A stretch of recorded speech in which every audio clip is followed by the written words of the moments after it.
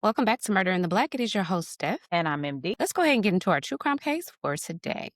So grab your coffee if it's the morning, your lemonade if it's the afternoon, or your wine if it's the evening. But either way, let's get into it. Today, we are going to discuss a crime that takes place in Cleveland, Ohio. And I've told you guys before, Cleveland seems to be a hotbed for crime. So shout out to you if you are from Cleveland.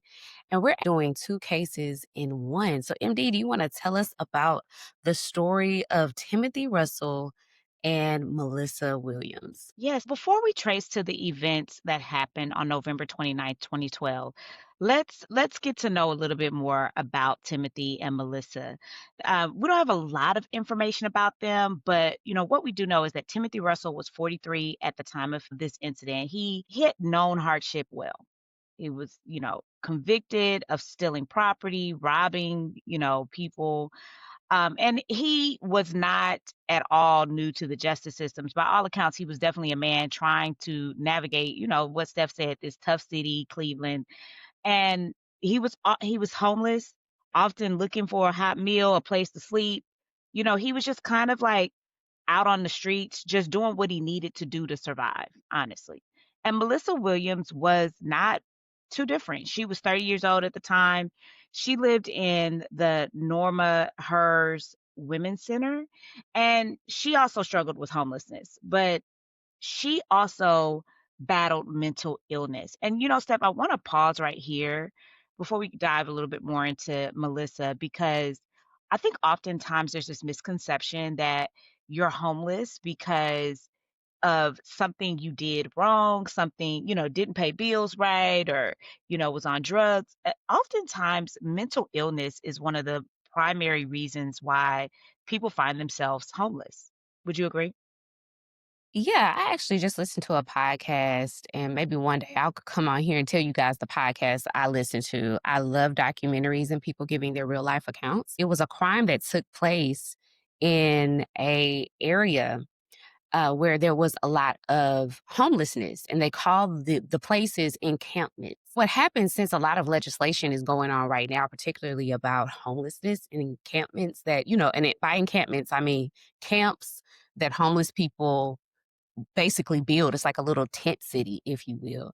And what the commentator was telling the audience is that this is a problem, and the answer is not to just get rid of encampments. The answer is to provide help for people. And at one time in our history, there was a lot of mental illness facilities. And that seems to have been eradicated in recent years. And the answer and the solution is not to just have these people not be in areas where we don't want them, but it's to get them the mental help they need. As a matter of fact, that probably makes up most of the percentage of homeless people. Absolutely.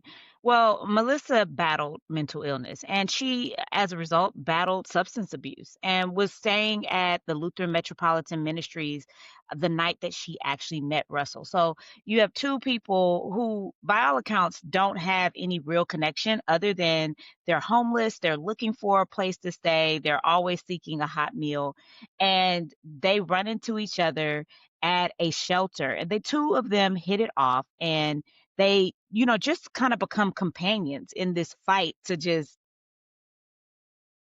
go against their own internal battles and just live day to day. It's a bond and come close. On the night of November 29, 2012, after 10:30 p.m., and Russell and Williams were riding together in a 1979 light blue Chevrolet Malibu. Okay, picture it,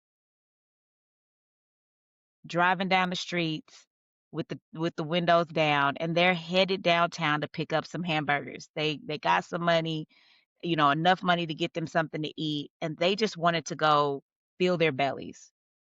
Now they stopped at Bishop Cosgrove Center for a meal, and they're laughing over, memories and the prospect of getting something warm to eat.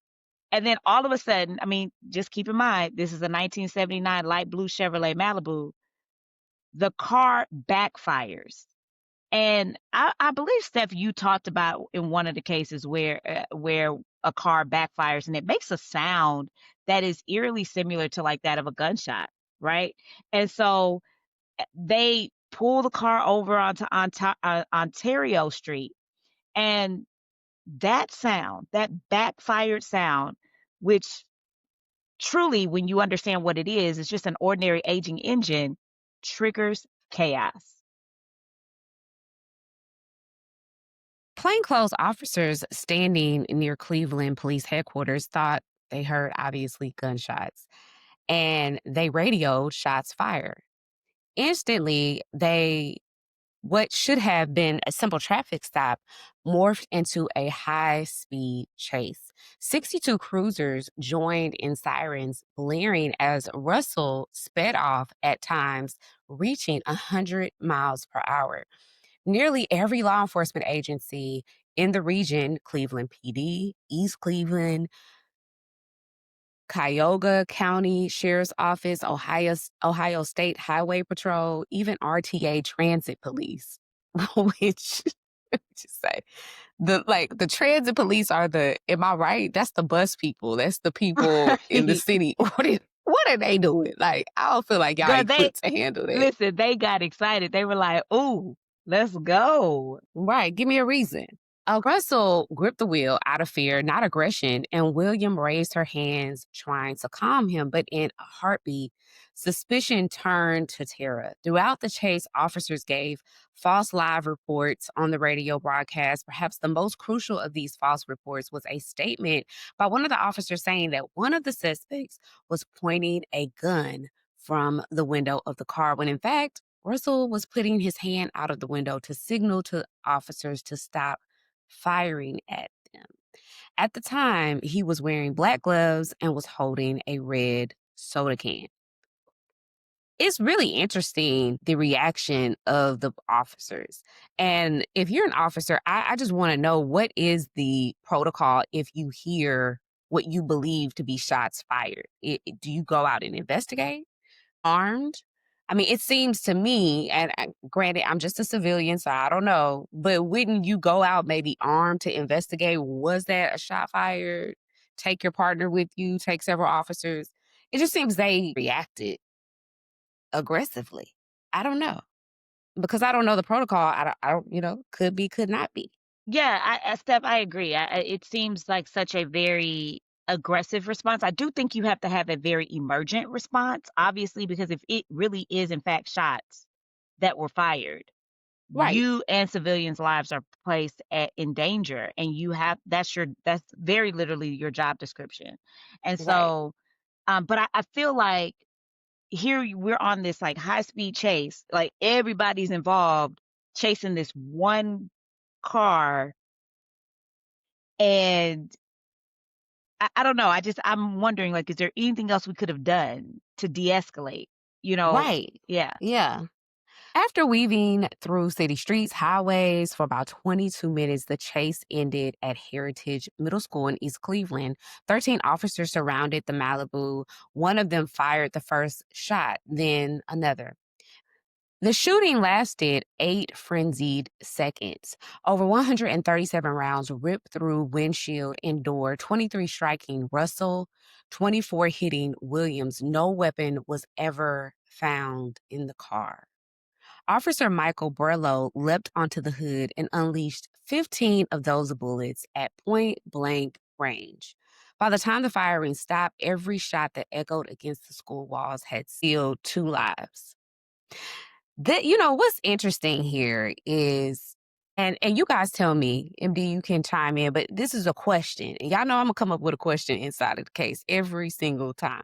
But when Black Lives Matter, the movement came out in response to several cases that took place, one of the conversations that I had was with my cousin, and he's an ex military guy. And one of the things that he said to me, he said, police officers aren't trained in the same way that we are when it comes to combat.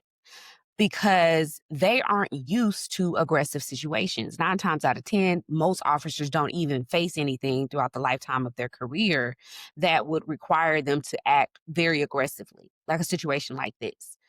Do you guys think that police officers need more training in de escalation and how to deal properly with a situation that may unfold like this?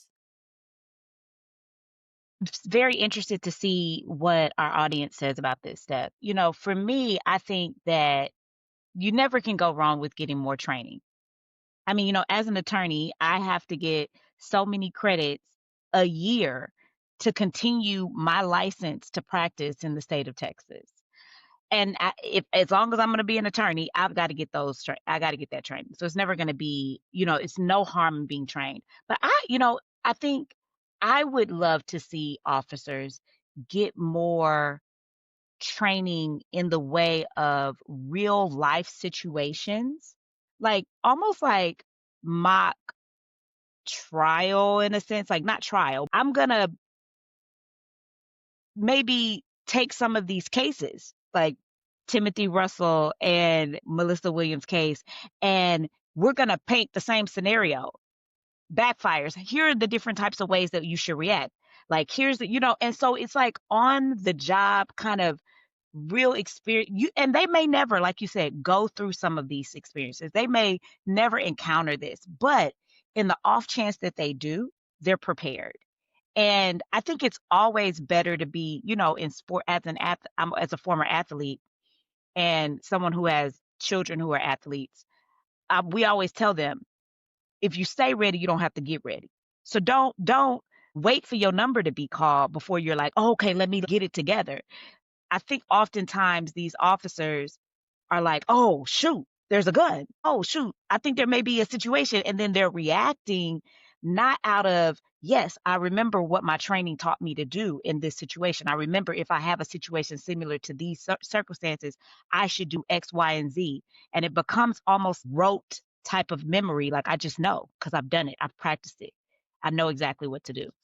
We're interested in what you guys have to say about that because many of you may be officers. So might just be totally ignorant of the training you guys receive. But I thought it was a good point that military people obviously are trained different, but are more equipped to deal with aggressive type of situations that pop up. And I think it would just be interesting to hear what you guys think about that, especially if you're ex-military or armed forces, or if you are a current police officer. We want to hear from you.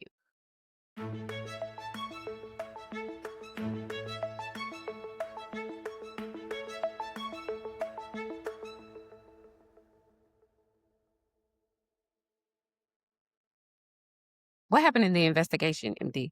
The local state authorities, they're scrambling because how horrible is it? Egg on your face to go and open the doors, find these two, individuals in this car deceased with riddled with gunshots. There's no gun in the car. There's nothing that would have even appeared to be threatening. They're trying to piece it together. What happened? What went wrong? Now, toxicology did show that Melissa Williams tested positive for cocaine and marijuana, but that didn't explain why officers fired a barrage of bullets into this couple, right? Also, let's be clear, Melissa wasn't driving the vehicle. And so while she may have been under the influence, she was not under the influence driving a vehicle. Okay, she was sitting in the passenger seat. Timothy did not have any, his toxicology report came back clean. Now, the Ohio Bureau of Criminal Identification and Investigations, they did interview dozens of officers, and they were trying to identify specifically who fired that initial shot or who made that call to fire that initial shot. And why did so many cars join in the chase? Like Steph said, why did transit police even join in? Well, soon the families of Russell and Williams, they did file a $3 million lawsuit against the city for gratuitous, excessive, and objectively unreasonable force. And it was a civil lawsuit. The families eventually settled for 1.5 million each. 1.5 million went to Melissa Williams' family, 1.5 went to Timothy Russell's family. Now, 5 police supervisors were also charged with dereliction of duty, which is a misdemeanor. Okay, it means that they acted negligently or unreasonably in the line of duty, right? Their trial was set on July 27, 2015, and went through various delays, with prosecution dismissing all the charges against 3 of the supervising officers in January 2019, while the 4th police supervisor was found not guilty. You heard that, not guilty, in July 2019. The trial's verdict resulted in a small scale riot in the city of Cleveland and resulted in 74 arrests. So while he's found not guilty, the community is in outrage at that verdict, and then 74 people get arrested. On January 26, 2016, it was reported that 6 Cleveland police officers were fired due to their connection with the car chase. 5 of those 6 officers were inevitably reinstated in October 2017 as required by an arbitrator. One officer stood before a jury, and that was Michael Brello. Remember, he was the person who got on top of the hood of the car and just started shooting. He fired a total of 49 of the 137 shots, and prosecutors charged him with 2 counts of voluntary manslaughter, arguing he continued firing after the threat had ended and jumped onto the hood to get closer. Michael, that's all I'm gonna Because say. really, Michael, you got really excited. You thought you were in Rambo. Seriously. In May of 2015, Judge John O'Donnell acquitted Brello, finding his fear reasonable under the chaotic circumstances, even though no gun ever existed in the car.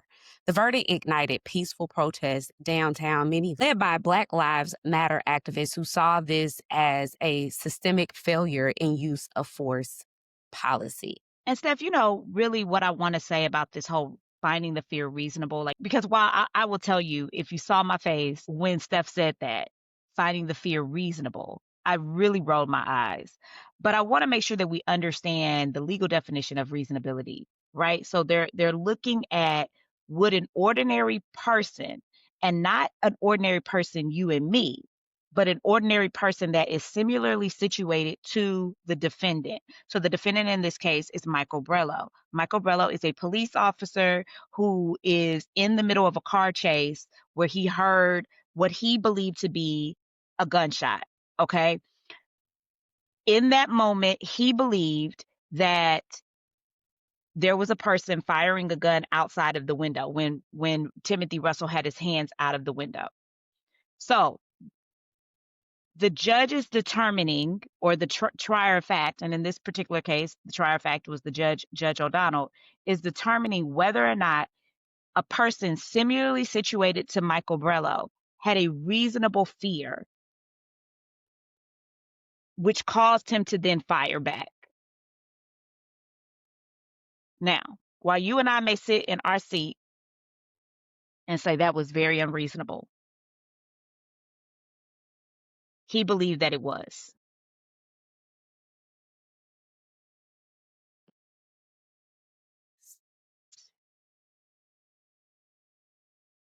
U.S. Department of Justice launched a pattern and practice investigation, and it concluded showing that the Cleveland PD had a systematic excessive force problem. Nobody is surprised by that verdict. A consent decree mandated sweeping reforms in pursuit policy, the use of force training, and civilian oversight. By 2014, Cleveland tightened its chase policy.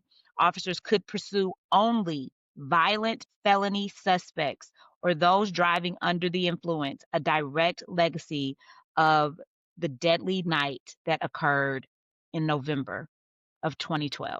So while Timothy Russell and Melissa Williams didn't necessarily get justice by seeing the officers that specifically were involved in this particular, matter get any kind of jail time or any kind of penalty, any kind of consequence at the end of the day.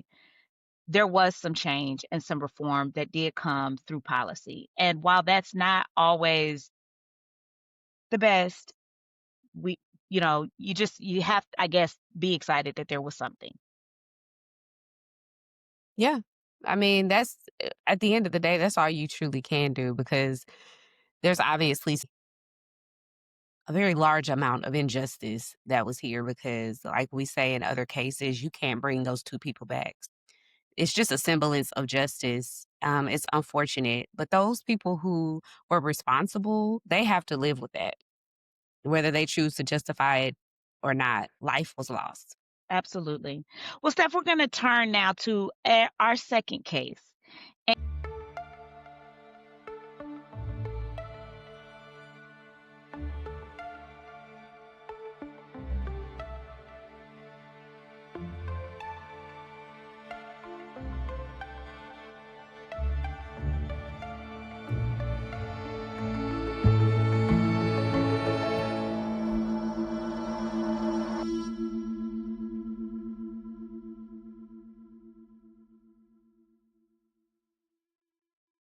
I'm gonna take you all the way back, Steph. Like, I feel like you're gonna like this case, Steph, because it's the case of Harry T. and Harriet Moore. It's in the 1950s. So turn with me back to Christmas Day, 1951, in Mims, Florida. Christmas Day is meant as a day of celebration, but this specific day in 1951 ended in tragedy for the Moores. It was the Moores' wedding anniversary on top of it being Christmas. But as Harry T. and Harriet Moore returned home from just going out to grab a few things, they walked into the violence of what was a white supremacist terrorism attack against them.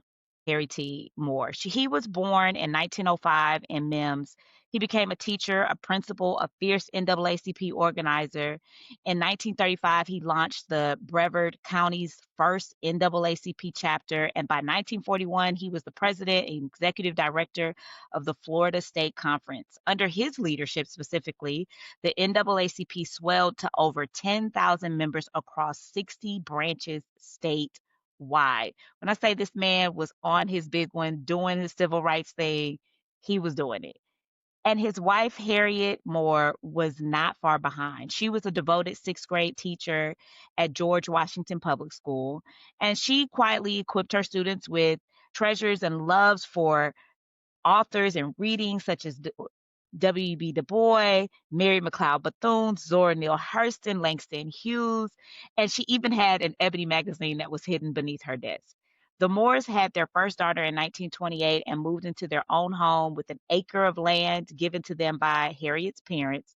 They gave birth to their second daughter in 1930, and Harriet returned to her career in education the following year and later began working as a teacher for the same school as Harry. They were a proud African American couple that was building a family education and the right to live in this country equally.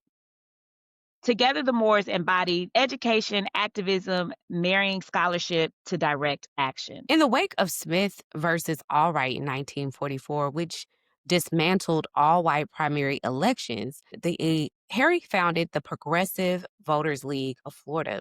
He crisscrossed muddy back roads teaching voter rights, helping register more than 100,000 Black Floridians, lifting registration from 5% to 31%. Their rallying cry underscored every effort. A voteless citizen is a voiceless citizen.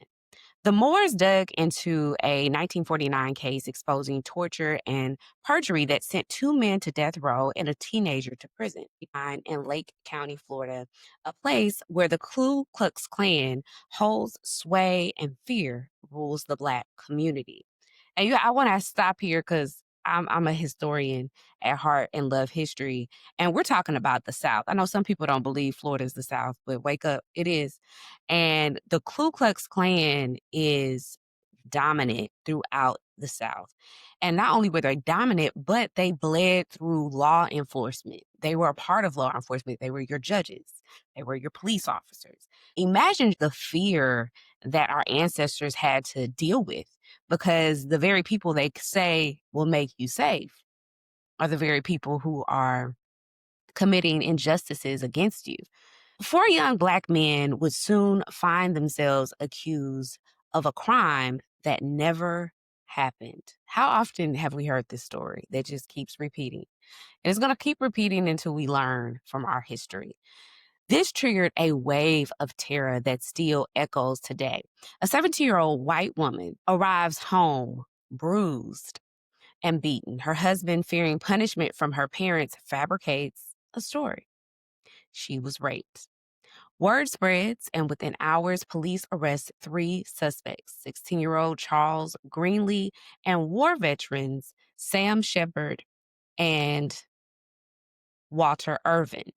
The fourth man, Ernest Thomas, escapes but is hunted and gunned down by a sheriff's posse just days later.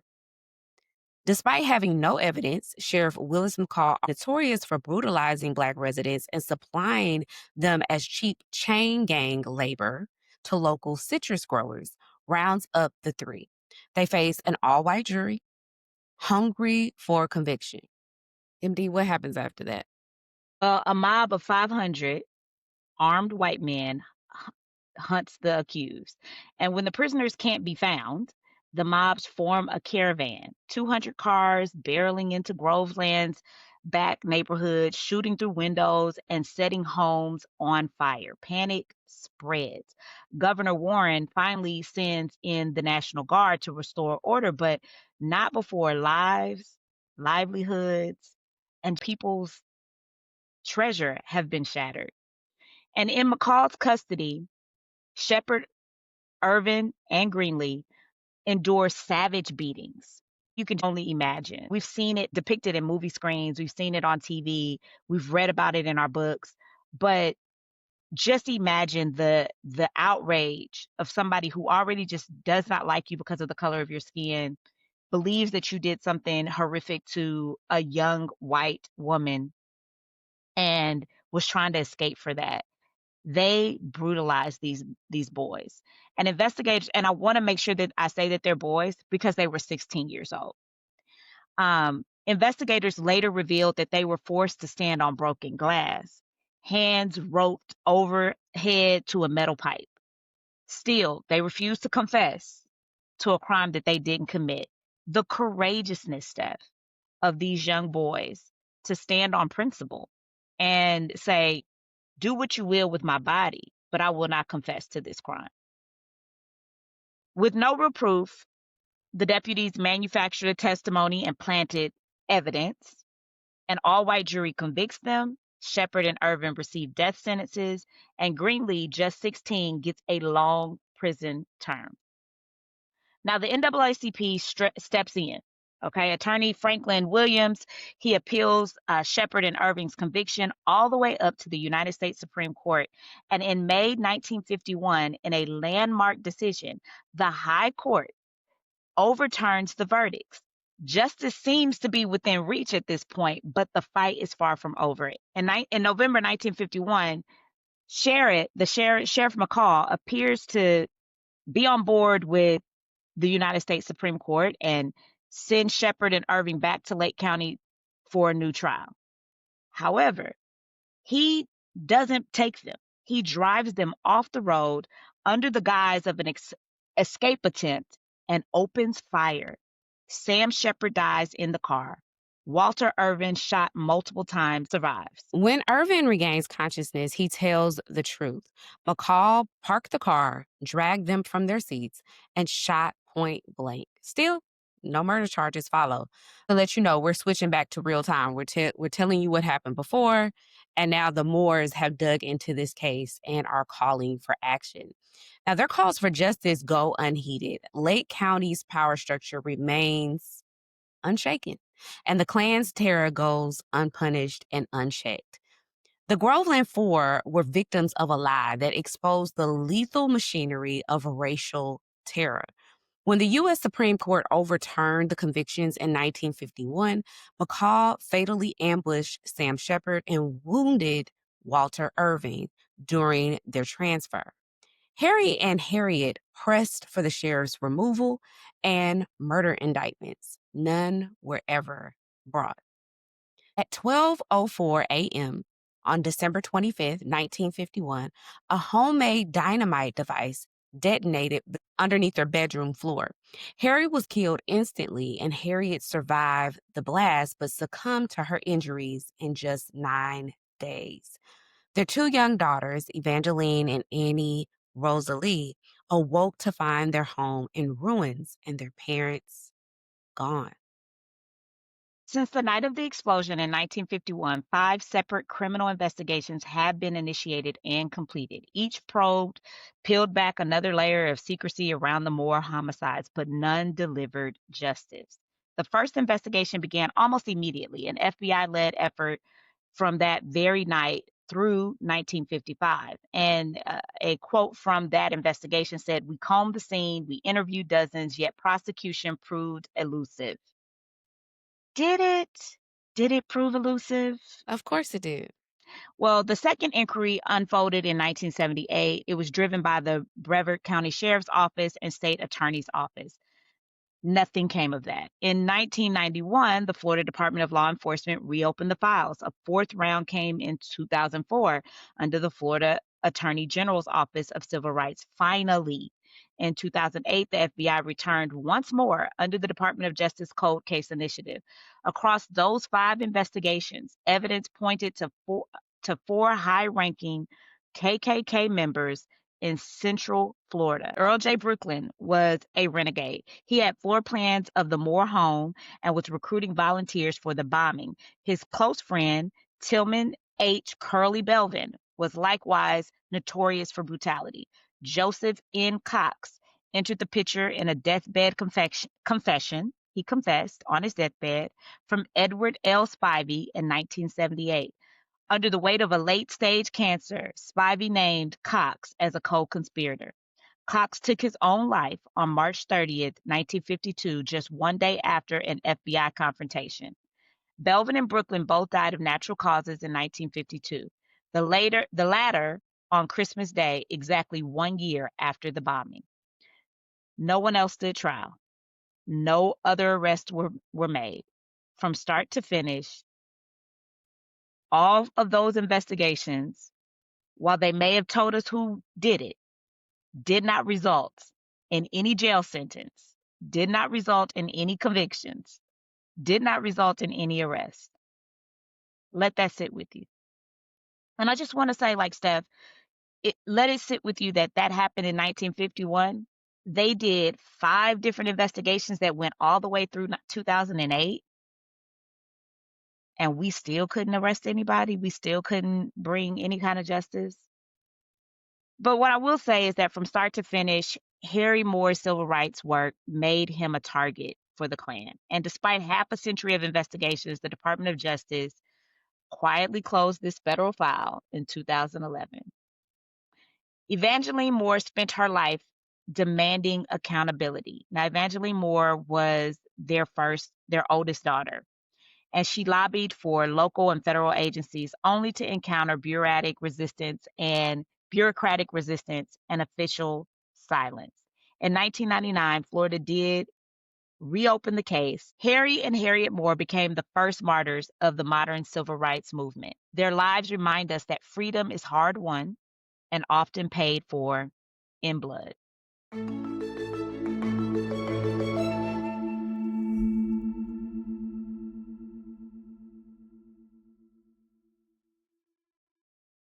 What are your thoughts, Steph, about this story? This case really makes me angry because this happens far too often, and it's a story that keeps repeating itself. It's a story Medgar Evers, Martin Luther King, Malcolm X, these people who get so close to redemptive justice and their stories end sh- purely because of your hate of someone else's color. And for me, that's a concept that I will never understand. I sometimes think I'm neurodivergent or just stupid because I'm like, I just don't get it. And it's a type of rage that is, I don't want to say it's only experienced as a Black American, but Black Americans know this feeling all too well of rage, constant rage. There's a quote by James Baldwin that says, to be a Black American is to be constantly in a state of rage. And there's another part to that quote. But this case just exemplifies that justice just is often sometimes denied. It's delayed sometimes, but in our cases where there's clear injustice, it's often just denied. And I think, Steph, in both of these cases that we shared today, that's exactly what it was. It was justice denied. Like, you know, Timothy Russell and Melissa Williams, they never received the justice that they deserved in the actual justice system, while the civil side did dispense money. Let's be clear that money cannot provide the justice that they so rightfully deserved. And in the same way, here Harry and Harriet were just fighting for justice for like what should have been. You have a corrupt sheriff and you have people that are targeting these young boys for a crime that they very obviously did not commit. And I just, and they never got justice. Like, even though they know, like the federal government identified all five of the KKK members that enacted this hateful crime, and there is still no justice in that. Well, this No stuff, justice. this crime with Harry and Harriet was a brutal awakening for a lot of people at that time, specifically Langston Hughes, who was one of their friends.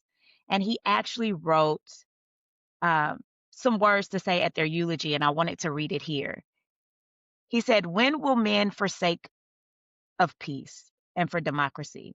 Learn no bombs a man can make, keep men and women from being free.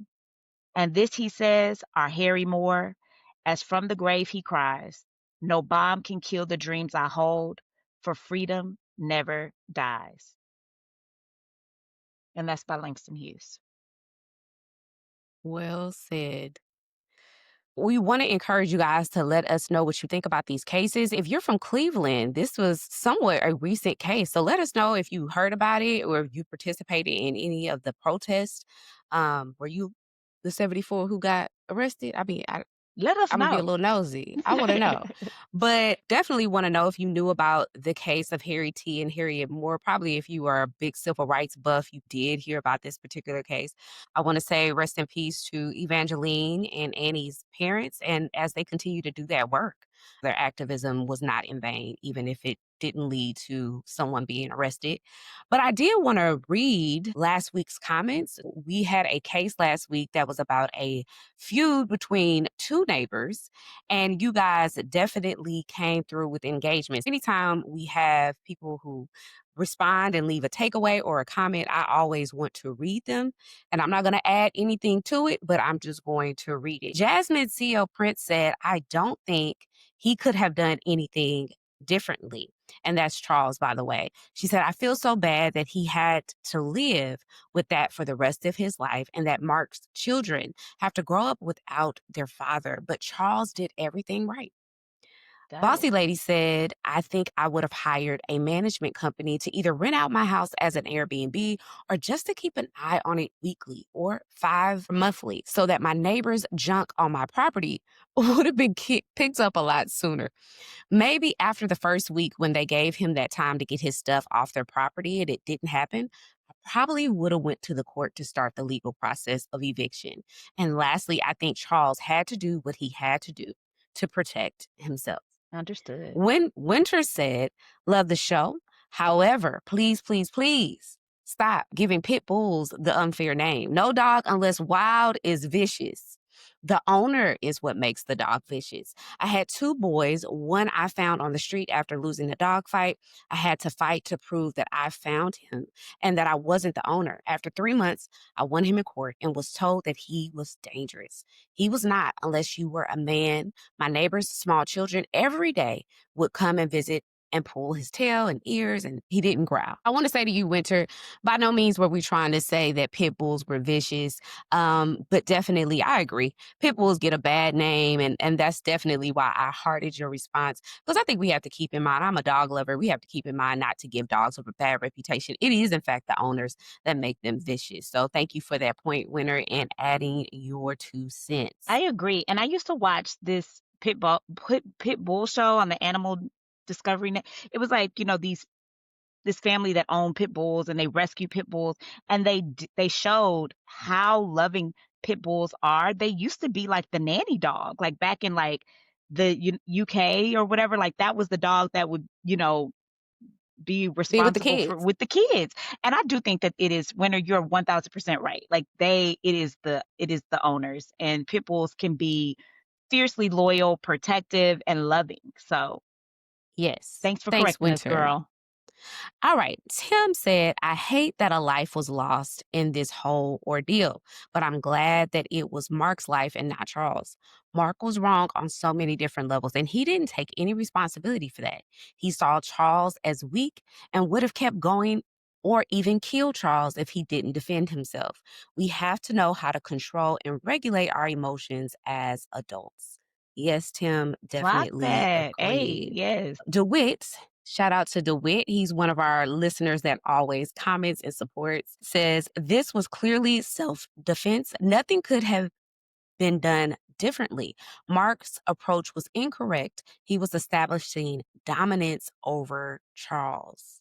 For sure. Now, our very last comment comes in from Brian, and Brian says, the only thing that should have been done differently was calling the police and code enforcement right away. Marcus was empowered by the lack of legal authorities presence that he came to believe he was in the right. Regardless, you simply cannot take something that you know is not yours. I Okay. do have a question. This is Brian's question. He said, if Mark's property was deemed not zoned for mechanical work, how could he simply start doing the same thing next door and the city not come back and shut him down again? That's the part of this case that doesn't make sense.